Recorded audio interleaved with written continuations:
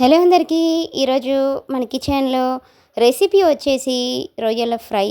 ఈ రొయ్యల ఫ్రైని చూస్తుంటేనే నోరూరిపోతుంది కదా అండి.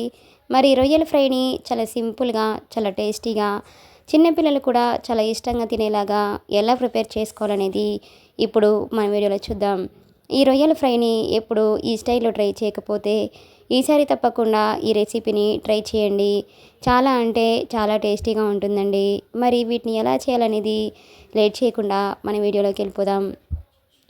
ముందుగా ఒక బౌల్లోకి రొయ్యల్ని తీసుకోండి. వీటిలో ఉన్న నరం ఏదైతే ఉంటుందో బ్లాక్ కలర్ నరాన్ని మొత్తం తీసేసి వీటిని ఇలాగా 2-3 సార్లు వాటర్లో సాల్ట్ వేసుకొని ఇలా 4-5 సార్లు బాగా క్లీన్ చేయండి. రొయ్యలు అనేవి ఎక్కువగా నీచు వాసన వస్తాయి కాబట్టి వీటిని బాగా క్లీన్ చేయండి. ఇలా క్లీన్ చేసుకున్నాక దీనిలోకి 1.5 టీ స్పూన్ వరకు సాల్ట్ని వేసుకోండి. అలాగే 1/2 టీ స్పూన్ వరకు పసుపును కూడా వేసుకొని ఈ రెండు కూడా రొయ్యలకి పట్టేలాగా ఇలా ఒకసారి బాగా మిక్సింగ్ చేయండి. ఈ విధంగా రొయ్యలకి సాల్ట్ అలాగే పసుపు కూడా ఈ విధంగా పట్టించేసి ఒక 10 నిమిషాలు వీటిని పక్కన పెట్టండి. ఇప్పుడు స్టవ్ ఆన్ చేసుకొని వీటిని బాగా ఉడికించండి. రొయ్యల్లో ఉన్న వాటర్ మొత్తం పోయి రొయ్యలు అనేవి సాఫ్ట్గా అయ్యేంతవరకు వీటిని బాగా ఉడికించండి.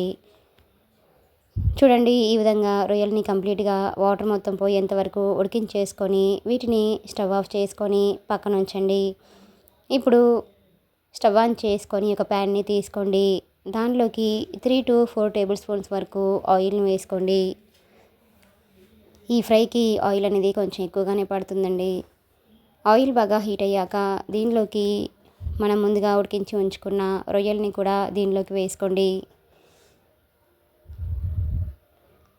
ఫ్లేమ్ని మీడియం ఫ్లేమ్లో ఉంచేసి ఈ రొయ్యల్ని మధ్య మధ్యలో కలుపుకుంటూ మనకి రొయ్యలు అనేవి మంచి కలర్ వచ్చేంత వరకు వీటిని బాగా ఫ్రై చేయండి. ఫ్లేమ్ని మీడియం ఫ్లేమ్లో ఉంచేసి ఈ రొయ్యలు అనేవి ఇలా మధ్య మధ్యలో కలపండి, లేదంటే మాడిపోయే ఛాన్స్ ఉంటుంది. కాబట్టి రొయ్యలు అనేవి మనకి ఫ్రై అయ్యేలోగా ఈలోపు మసాలా ప్రిపేర్ చేసుకుందాం. స్టవ్ ఆన్ చేసుకొని కడాయిని తీసుకోండి. దానిలోకి 1 స్పూన్ ధనియాలు, అలాగే 1/2 టీ స్పూన్ జీలకర్ర, అలాగే 1 ఇంచు దాల్చిన చెక్క, అలాగే 10 నుంచి 12 వరకు మిరియాలను కూడా వేసుకోండి. వీటిని లో ఫ్లేమ్లో ఉంచేసి దోరగా వచ్చేంత వరకు బాగా ఫ్రై చేయండి. ఇవి ఇలా దోరగా ఫ్రై అయిపోయాక దీనిలోకి 1 to 2 స్పూన్స్ వరకు గసగసాలని కూడా వేసుకోండి. ఈ రొయ్యల ఫ్రైలో ఈ పొడి వేయడం వల్ల టేస్ట్ అనేది చాలా బాగుంటుందండి. అలాగే దీనిలోకి 1 to 1.5 టీ స్పూన్ వరకు కొబ్బరి పొడిని కూడా వేసుకోండి. మీ దగ్గర ఎండు కొబ్బరి ముక్కలు ఉన్నట్లయితే ఎండు కొబ్బరిని కూడా దీనిలోకి యాడ్ చేసుకోండి. నేను ఇక్కడ ఎండు కొబ్బరి పొడి వేస్తున్నాను కాబట్టి ఇది మాడిపోయే ఛాన్స్ ఉంటుంది. కాబట్టి ఇలా లాస్ట్లో వేసుకొని 1 నిమిషం పాటు అలా ఫ్రై చేసుకొని స్టవ్ ఆఫ్ చేసుకొని వీటిని పూర్తిగా చల్లారనివ్వండి. ఇలా చల్లారిన వీటిని ఒక మిక్సీ జార్లో వేసుకొని మూత పెట్టేసి మెత్తటి పౌడర్ లాగా గ్రైండ్ చేసుకొని దీనిని రెడీగా పక్కన ఉంచండి.